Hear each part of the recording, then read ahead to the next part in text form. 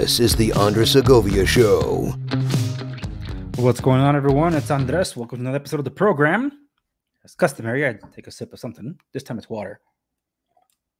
I had a Celsius just a moment ago. Anywho, I wanted to go over my website. I'm not going to go over that anymore because I remember, and I had it in the back of my mind, it's been a year since I covered the Freedom Phone.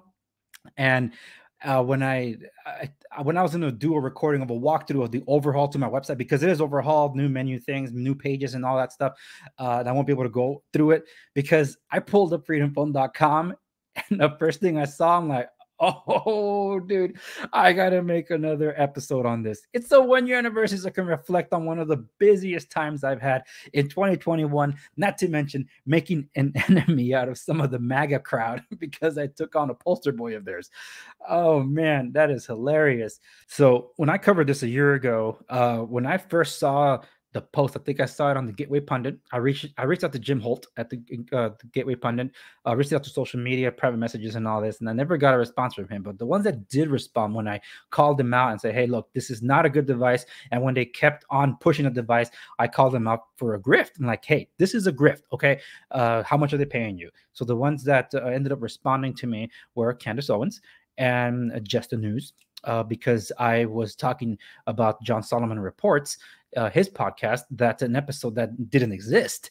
Apparently, it's like, well, it's not out yet. It's like, yeah, but you guys made it seem like it was. So I called them out. And some of these outlets, because they weren't the only ones I was going to call out, Parler and that, in 24 hours, they had taken down some of their advertising of this device. But a lot of the promoted posts, including the Gateway Pundit, still had it up not too long ago. So you can still find it in the archives. And I guess that's fine. You own up to it, but at least do a follow-up and say, hey, we distanced ourselves from this product for whatever reason.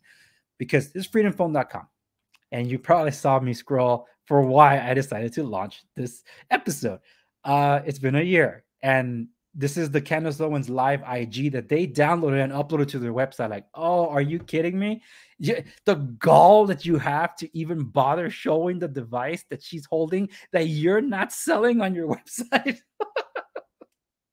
And if you want to say that, oh, but it's the updated product, this is not the updated model. Back in March 2021, when Eric Fitman first even mentioned that he was going to launch his own Freedom Phone, this is the very phone that was announced, and it was announced for $450.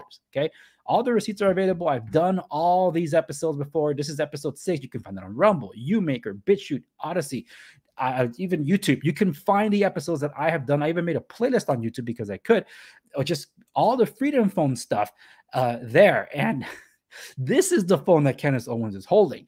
And this one says, oh, it works with Verizon, AT&T, T-Mobile, and Sprint. Because at the time, Sprint still existed. Now Sprint is part of the T-Mobile network. So technically, it works with T-Mobile.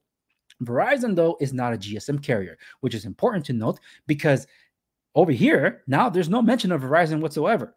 It works with AT&T, T-Mobile, and other leading domestic international GSM networks. But this is not that device that Candace is holding. In fact, a lot of people, including XDA developers, some of the smartest group of people out there in the tech sphere, if they can't figure it out, no one's going to be able to figure it out, kind of thing. And they were all investigating, thinking this was a packaged UMIDIG A9 Pro. And the more digging I did, because other big tech influencers were catching on to this, like Mr. Who's the Boss in them, I ended up reaching out to them, including Rob Braxman. So I hope some of this got to him. I didn't get any responses back. Didn't really expect it, but hey, Candace Owens responded to me. So why not these guys too, huh? I told them, hey, we gave him too much credit. And I did reach out to XD developers and letting them know, like, this is not the UMIDIG A9 Pro. In fact, this is a lesser model than that. The phone itself retails for less than $100, and that's not even talking about the old silicon that was already in there.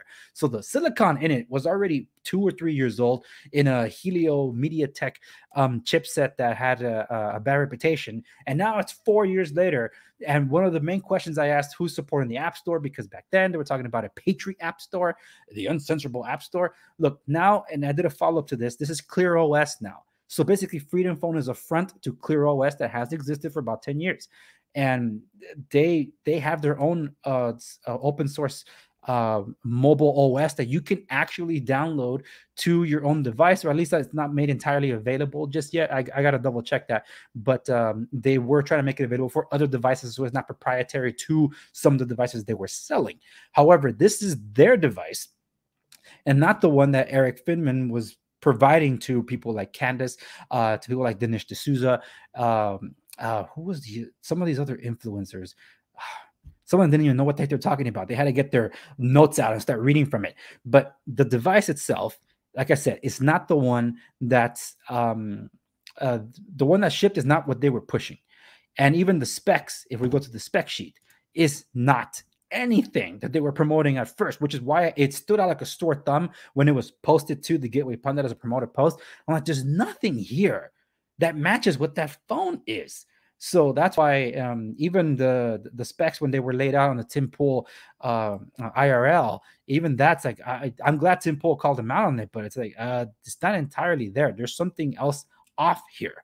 So when around the time that I kept reaching out, I even wrote an open letter. This was shared across so many different social media platforms. I wasn't blocked by Eric Finman, and I do have it on good authority that he did see it, but maybe just ignored it or whatever. And I still hold to that. I'm still willing to talk so this can be clarified if it's not a grift, but I believe this to be a scam. I believe this is the beginning. And that's why I did the last episode on March 21. This is from Gab, where if you bought it, I can't help you. People were reaching out to me like, hey, how do I fix this? How do I work that? Help me get it to work on Verizon. I'm like, just because they found a hashtag with my videos on it talking about said device. And that's what really saddened me. I'm like, I just can't help you. And I still can't. Other than warning you, just don't bother with this device. Thank you so much for watching this episode. This was a bit of a random one for me, but it was good to talk about tech again. But I hope you enjoy. Remember to like, share, subscribe if you didn't know. Follow me across the socials, of which there are a ton. So if you go over to my website under Andres Segovia, well, about Andres, hit contact, and you'll be able to see just about how many different social media accounts I am on, and all these are hyperlinked. So find me across there at the Andres Segovia. Anyway, that's it for this one. Thank you so much for watching, and I'll see you in the next one.